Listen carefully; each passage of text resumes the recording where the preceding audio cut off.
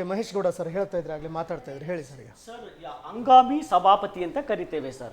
ಆ ಹಂಗಾಮಿ ಸಭಾಪತಿಗಳು ಯಾವಾಗಿರ್ತಾರೆ ಅಂತ ಹೇಳಿದ್ರೆ ಸಭಾಧ್ಯಕ್ಷರು ಯಾವುದೇ ದೇಶದ ಒಂದು ಸಾಂವಿಧಾನಿಕ ಚೌಕಟ್ಟಿನಡಿನಲ್ಲಿ ಯಾವಾಗ ಒಂದು ಸರ್ಕಾರದಲ್ಲಿ ಆ ಸಂದರ್ಭದಲ್ಲಿ ಸಭಾಧ್ಯಕ್ಷ ಇರಲ್ವೋ ಅವಾಗ ಸಂವಿಧಾನ ಏನ್ ಹೇಳುತ್ತೆ ಅಂತ ಹೇಳಿದ್ರೆ ಆ ತತ್ಕ್ಷಣ ನೀವು ಸಚಿವ ಸಂಪುಟ ನೀವೇನಾರು ಮಾಡ್ಕೊಳ್ಳಿ ಸರ್ಕಾರ ಆನ್ ದ ಫ್ಲೋರ್ ಒಳಗಡೆ ಒಬ್ಬ ಸಭಾನಾಯಕನನ್ನ ನೀವು ಆಯ್ಕೆ ಮಾಡಿ ಅಂತೇಳಿ ಸಂವಿಧಾನ ಹೇಳುತ್ತೆ.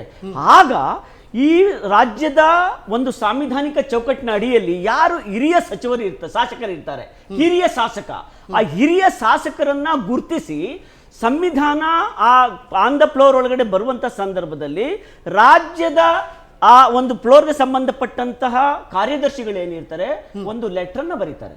ಯಾರಿಗೆ? ಹಿರಿಯ ಶಾಸಕರಿಗೆ ಏನಂತ, ನಿಮ್ಮನ್ನ ನಾವು ಹಂಗಾಮಿ ಒಂದು ಸಭಾಧ್ಯಕ್ಷರನ್ನಾಗಿ ಮಾಡಿದ್ದೀವಿ, ದಯವಿಟ್ಟು ನೀವು ಇದನ್ನ ಒಪ್ಕೊಳ್ಳಿ ಅಂತ ಹೇಳಿ. ಆದ್ರೆ ನನ್ನೇ ಆಗ್ರಹ ಹಂಗಾಮಿ ಸಭಾಪತಿಗಳಿಗೆ ಸಂಬಂಧಪಟ್ಟಂತೆ ಸಭಾಧ್ಯಕ್ಷರಿಗೆ ಟಿ.ಬಿ. ಜಯಚಂದ್ರ ಅವರನ್ನು ಆಯ್ಕೆ ಮಾಡಿತ್ತು. ಆದ್ರೆ ಇವತ್ತು ಅವರೇ ತಮ್ಮ ಮಾಧ್ಯಮಗಳಲ್ಲಿ ಮಾಧ್ಯಮಗೋಷ್ಠಿಗಳಲ್ಲಿ ಹೇಳಿದ್ರೆ ಏನಂತ, ನಾನು ಒಪ್ಪಲ್ಲ, ಇದನ್ನ ನನ್ಗಿಷ್ಟ ಇಲ್ಲ. ಮಾಧ್ಯಮಗೋಷ್ಠಿಯಲ್ಲಿ ಮಧ್ಯಾಹ್ನ ಹೇಳಿದ್ದಾರೆ, ನೋಡೋಣ ನಾನು ಒರಿಜಿನಲ್ ಸಭಾಧ್ಯಕ್ಷ ಆದಾಗ ಆಗ ನೋಡೋಣ ಅಂತೇಳಿ ಅವರು ಸಹ ಇದನ್ನ ಒಪ್ಪಿಗೆ ಸೂಚಿಸಿಲ್ಲ. ನಿಮ್ಮ ಮಾಧ್ಯಮದಲ್ಲಿ ನಾನೇ ಇವತ್ತು ಮಧ್ಯಾಹ್ನ ನೋಡಿದ್ದೀನಿ.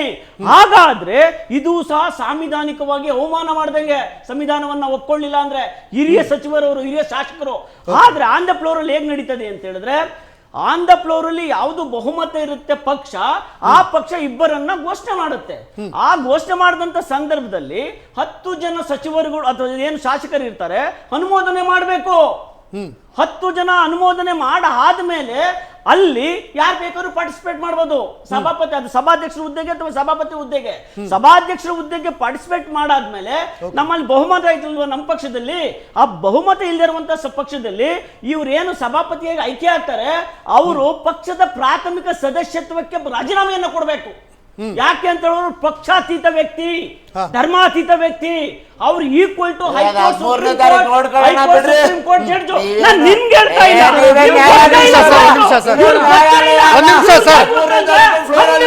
ಓಕೆ ಸರ್, ಅದಕ್ಕೆ ಉತ್ತರ ಕೊಡುವಂತೆ ಸರ್. ಸುರೇಶ್ ಬಾಬು ಏನ್ ಮಾತಾಡ್ತಾರೆ? ಒಂದ್ ನಿಮಿಷ ಸರ್, ಅವ್ರು ಮಾತಾಡ್ಲಿ, ಆಮೇಲೆ ಉತ್ತರ ಕೊಡಿ. ನೀವು ಉತ್ತರ ಕೊಡಿ, ನೀವು ಆಮೇಲೆ ಉತ್ತರ ಕೊಡಿ, ಆಮೇಲೆ ಉತ್ತರ ಕೊಡಿ, ಆಮೇಲೆ ಉತ್ತರ ಕೊಡಿ ಸರ್. ಓಕೆ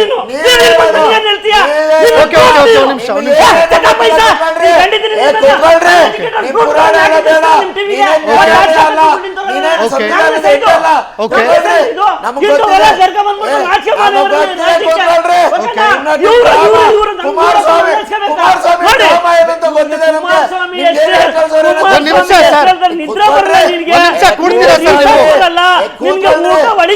ನಾವೇನಪ್ಪ ಮಾಡೋಣ? ಕುಮಾರಣ್ಣ ಮಾತಾಡ್ಬೇಡಿ ಸರ್, ಒಂದ್ ನಿಮಿಷ ಸರ್, ಒಂದ್ ನಿಮಿಷ ಸರ್. ಓಕೆ ಒಂದ್ ನಿಮಿಷ ಸರ್, ಅದಕ್ಕೆ ಉತ್ತರ ಕೊಡುವಂತೆ ನೀವು. ಒಂದ್ ನಿಮಿಷ, ಅವರು ವಕ್ತಾರ್ರೆ ಸರ್, ಅವರು ವಕ್ತಾರ್ರೆ, ಇಂಥವ್ರನ್ನ ಯಾಕೆ ಕರಿತೀರ ಅಂತ ಹೇಳಬೇಡಿ. ಅವರು ವಕ್ತಾರ್ರೆ, ಓಕೆ ಸರ್, ಅವರು ವಕ್ತಾರ್ರೆ.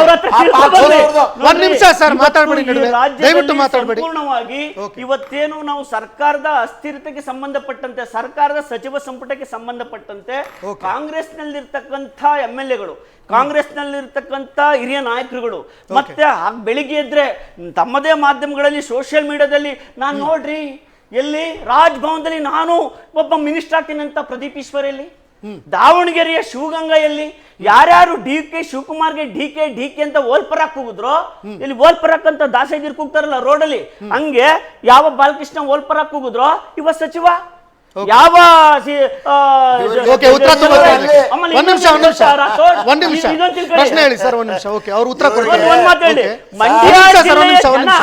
ಇಡೀ ಇತಿಹಾಸದಲ್ಲಿ ನಮ್ಮ ಜಿಲ್ಲೆಗೆ ಒಬ್ಬ ಅತ್ಯುಮೂಲ್ಯ ಶಾಸಕ ಸಚಿವನಾಗ್ಬೇಕು ಅಂತ ಆಸೆ ಕಂಡು ಇಟ್ಕೊಂಡಿದ್ರು. ಇವತ್ತು ಮಂಡ್ಯ ಜಿಲ್ಲೆ ರೈತರು ಬಂದು ಮಾತಾಡ್ಸಿ ತೂ ಇಂಥವ್ನ ಯಾಕಪ್ಪ ಇಂಥ ಕೃಷಿ ಮಂತ್ರಿ ಮಂತ್ರಿ ಮಾಡಿದ್ದೀರಾ ಅಂತ ಹೇಳಿ ತಲೆ ಕೆಚ್ಕತ್ತವ್ರೆ. ಇಂಥವ್ನ ಯಾಕಪ್ಪ ನಾವು ಮಂಡ್ಯ ಲೋಕಸಭಾ ಸದಸ್ಯನ್ ಮಾಡಿದ್ವಿ ಅಂತ ತಲೆ ಕೆಚ್ಕತ್ತವ್ರೆ. 24 ಗಂಟೆಲಿ ಮೇಕೆದಾಟು ಯೋಜನೆಗೆ ಪರ್ಮಿಷನ್ ತಗೊಂಡು ಕೊಟ್ಬಿಡ್ತೀನಿ, ನಾನು ಗೆಲ್ಸ್ಬಿಡಿ ಅಂತ ಪ್ರಮಾಣ ಮಾಡ್ಬಿಟ್ಟು ಹೋದವನು 2 ವರ್ಷ ಯೋಜನೆಗೆ ಸರ್ ಅವ್ರು ಮಾತಾಡಿ. ಸರ್ ಒಂದ್ ನಿಮಿಷ ಮಾತಾಡ್ಬೇಡಿ ಸರ್. ಸರ್ ಒಂದ್ ನಿಮಿಷ ಮಧ್ಯ ಮಾತಾಡ್ಬೇಡಿ. ಒಂದ್ ನಿಮಿಷ ಮಾತಾಡ್ಬೇಡಿ ಸರ್. ಅದೆಂತದ 800 ಕೋಟಿ ಪ್ಯಾಕೇಜ್ ಅನೌನ್ಸ್ ಮಾಡಿದ್ದಲ್ಲಪ್ಪ, ಅದೇನಾಯ್ತಪ್ಪ? ಇದ್ರ ಬಗ್ಗೆ ಮಾತಾಡ್ರಿ.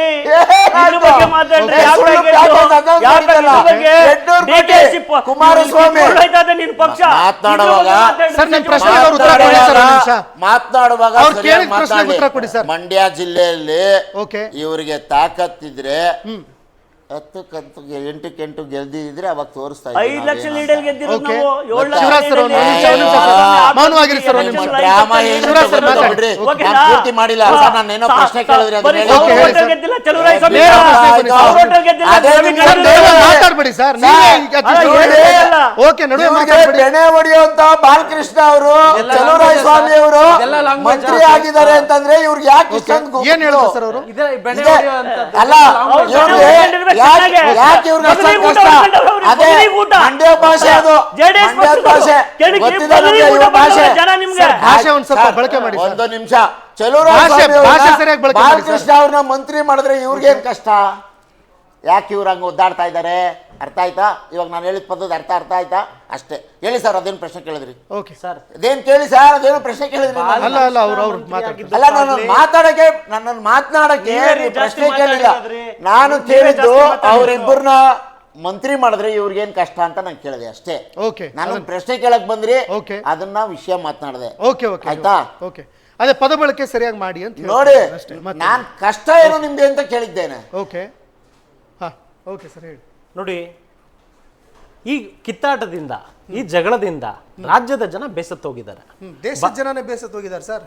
ದೇಶದ ಸರ್ ಅಲ್ಲ, ಕೇಳಿಸ್ಕೊಳ್ರಿ.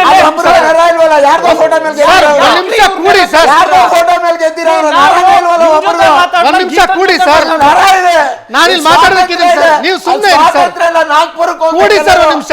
ಸುಮ್ಮನೆ ಕೂಡಿ ಸರ್. ಅವ್ರಿಗೆ ಮಾತಾಡಕ್ಕಾದ್ರೂ ಬಿಡಿ. ನೀವು ಮಾತಾಡ್ಬೇಕಾದ್ರೆ ಅವ್ರ ಮಧ್ಯ ಮಾತಾಡಿದ್ರ ಅವ್ರಿಗೆ ಮಾತಾಡಕ್ ಅವಕಾಶ ಮಾತಾಡಿಲ್ವಾ? ಇಲ್ಲ ಸರ್. ಅವ್ರು ಮಾತಾಡಿಲ್ಲ. ಅವ್ರು ಮಾತಾಡಿಲ್ಲ. ಅವ್ರು ಸುಮ್ಮನೆ ಕೂತಿದ್ದಾರೆ. ಅವ್ರಿಗೆ ಮಾತಾಡಕ್ ಅವಕಾಶ ಕಳೆದ 3 ಟರ್ಮ್ ಇಂದ ನಾವು ನಿರಂತರವಾಗಿ ಕೇಂದ್ರದಲ್ಲಿ ಅಧಿಕಾರದಲ್ಲಿದ್ದೀವಿ ಸರ್. Okay sir. ಒಬ್ಬರೇ ವೋಟ್ ಚೋರಿ ಮಾಡಿ ಅಧಿಕಾರದಲ್ಲಿ ಇದೀವಿ ಸರ್. ಸರ್ ಮಧ್ಯ ಮಾತಾಡ್ಬಿಡಿ ಸರ್. ಮಾಡಿ ಅಧಿಕಾರದಲ್ಲಿ ಇದೀವಿ ಸರ್. ಮಧ್ಯ ಇಲ್ಲ ಅಂತ ಯಾರು ಸರ್ ಹೇಳಿದ್ರು? ಬರ್ತಿದೆಯಲ್ಲ ಸರ್.